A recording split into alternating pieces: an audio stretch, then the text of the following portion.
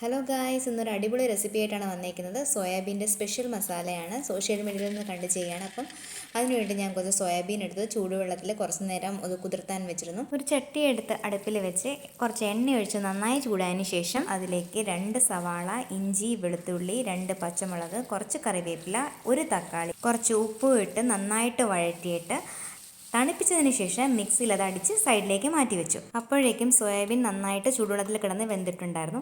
അതിന് നന്നായിട്ട് പിഴിഞ്ഞെടുത്ത് അതും സൈഡിലേക്ക് മാറ്റി വെച്ചിട്ട് ചീനച്ചട്ടി വീണ്ടും അടുപ്പിൽ വെച്ച് അതിലേക്ക് കുറച്ച് എണ്ണ ഒഴിച്ച് ചൂടായതിന് ശേഷം കടുകും കറിവേപ്പിലയും ഇട്ട് പൊട്ടിച്ചിട്ട് 2 ടീസ്പൂൺ മുളക് പൊടിയും 1 ടീസ്പൂൺ മല്ലിപ്പൊടിയും 1/4 ടീസ്പൂൺ മഞ്ഞൾപ്പൊടിയും 1/2 ടീസ്പൂൺ ഗരം മസാല പൗഡറും 1/4 ടീസ്പൂൺ കുരുമുളക് പൗഡറും കരിയാതെ മസാലകളെല്ലാം ഫ്രൈ ചെയ്ത് അതിലേക്ക് അടിച്ചു വെച്ച മിശ്രിതം എടുത്തൊഴിച്ച് അതും ഒന്ന് തിളച്ചതിന് ശേഷം സോയാബീൻ തട്ടിയിട്ട് ഇളക്കിയിട്ട് നന്നായിട്ട് തിളയ്ക്കാൻ കൊടുക്കുക. പിന്നെ കുറച്ച് മല്ലിയില ഇട്ട് ഇറക്കി കഴിഞ്ഞാൽ ചോറിൻ്റെ ഒപ്പം കഴിക്കാവുന്നതാണ്.